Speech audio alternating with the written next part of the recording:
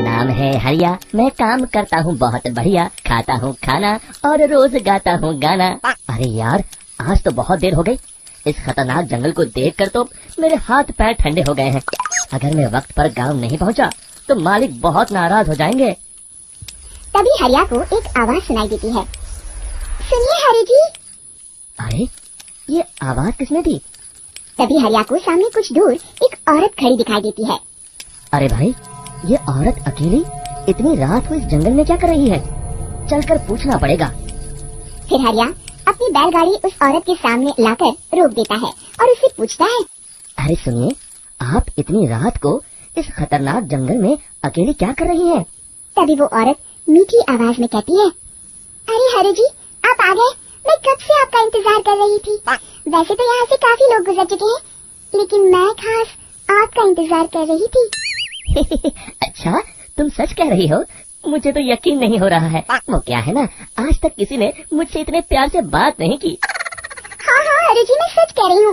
अब देर मत करिए और जल्दी से मुझे मेरे घर तक छोड़ दीजिए। हाँ हाँ, कौन सी बड़ी बात है, अभी छोड़ देता हूँ। आप मेरे पीछे बैलगाड़ी में बैठ जाइए और मुझे रास्ता बताते चलिए। फिर वो औरत हरिया की बैलगाड़ी में बैठ जाती है और हरिया बैलगाड़ी हाँकता हुआ आगे चल पड़ता है।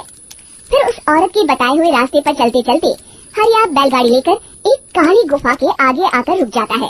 हरिया उस औरत से पूछता है, हाँ देवी जी, आपका घर कहाँ है? यहाँ तो एक गुफा के अलावा और कुछ नहीं है। तभी अचानक वो औरत हवा में उड़ने लगती है। देखते ही देखते उसका सुंदर रूप एक डरावनी चुड़ैल में बदल जाता है और वो जोर जोर से हंसती है। अरे तुम्हें एक नंबर का बेवकूफ निकला। तू तो भैया सारी से मेरी बातों में आ गया। अरे मर गया रे, ये तो एक चुड़ैल है। हे भगवान बचा ले, ये तो बड़ी डरावनी दिखाई दे रही है। और फिर अगले ही पल हरिया की बैलगाड़ी में रखा सारा सामान हवा में उड़ता हुआ उस काली गुफा के अंदर चला जाता है और वो चुड़ैल भी उस गुफा के अंदर जाकर कहीं गायब हो जाती है। हरिया ये नजारा देख बुरी तरह घबरा और परेशान हो जाता है। अरे, ये चुड़ैल तो मेरा सारा सामान लेकर गुफा में गायब हो गई। अब क्या होगा? अगर मैं गांव खाली हाथ गया तो मालिक मेरी अच्छी खबर लेंगे। मेरी इस बात का कोई यकीन भी नहीं करेगा। फिर आखिर वही हुआ। हरिया के मालिक चंपक सेठ को हरिया की किसी भी बात पर रत्ती भर भी यकीन नहीं हुआ। चंपक सेठ को लगा हरिया झूठ बोल रहा है और उसने ही लालच में आकर सारा सामान हड़प कर लिया है। फिर हरिया को बेईमान समझकर चंपक सेठ उसे काम से निकाल देता है। अगले दिन अपनी दुकान में परेशान बैठा चंपक सेठ गुस्से में बड़बड़ाता है, अरे, दुकान में तो सामान बिल्कुल भी नहीं है। अब मुझे ही शहर जाकर सामान लाना होगा। फिर वो अपनी बैलगाड़ी लेकर शहर चला जाता है। शहर से सामान लेकर जब चंपक सेठ वापस गांव लौट रहा होता है तभी उसे एक आवाज सुनाई देती है, चंपक जी, ओ चंपक जी।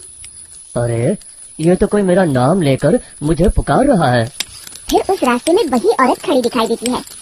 फिर क्या था, हरिया की तरह चंपक सेठ भी उस औरत के पास अपनी बैलगाड़ी लेकर जाता है और वो भी उसकी चिकनी चुपड़ी बातों के मुंह जाल में फंस जाता है। फिर चुड़ैल उसे भी अपनी गुफा तक ले जाती है और उसका सारा सामान लेकर गुफा में गायब हो जाती है। बेचारा चंपक सेठ लाचार होकर खाली हाथ गांव लौट आता है।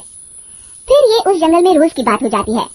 जो कोई भी शहर से कुछ लेकर गांव की तरफ लौटता, वो चुड़ैल उसे बेवकूफ बनाकर उसका सारा सामान लेकर गुफा में गायब हो जाती। एक दिन हरिया एक लकड़हारे को उसी जंगल की तरफ जाते हुए देखता है। फिर हरिया उसे रोकते हुए कहता है, अरे भाई, क्यों अपनी मौत को दावत दे रहे हो? मेरी बात मानो, आगे जंगल में मत जाओ, वहाँ एक बड़ी भयानक चुड़ैल रहती है। लकड़हारा हरिया की बातों को नजरअंदाज करते हुए कहता है, अरे भाई, मुझे पहले ही बहुत देर हो चुकी है, मुझे जाने दो भाई। शाम तक लकड़ियाँ काट कर शहर के बाजार में बेचना है। तुम अपनी ये कहानी किसी फुर्सत में बैठे इंसान को सुनाओ, मैं तो चला। इतना कहकर लकड़हारा वहाँ से आगे जंगल की तरफ चला जाता है। फिर अगले दिन गांव के मुखिया के घर के बाहर बहुत सारे लोग जमा हो जाते हैं। तभी हाथ में कुल्हाड़ी लिए खड़ा लकड़हारा कहता है, अरे मुखिया जी, अब आप ही हमें बचाइए उस जंगल वाली चुड़ैल से। हमारा सारा काम तो शहर से ही होता है। अरे मुखिया जी, उस चुड़ैल की वजह से तो मैं पूरी तरह बर्बाद हो गया हूँ। हम सबको मिलकर उस चुड़ैल का कोई इलाज करना पड़ेगा। तभी भीड़ में खड़ा बीरा कहता है, आप लोग चिंता मत करिए, कल से वो चुड़ैल किसी को नहीं लूट पाएगी। मेरे पास एक बहुत अच्छी तरकीब है। तभी चंपक सेठ उसका मजाक उड़ाते हुए कहता है, अरे तेरा नाम बीरा है तो क्या हुआ? तूने अभी उस चुड़ैल को देखा नहीं है? जाकर अपना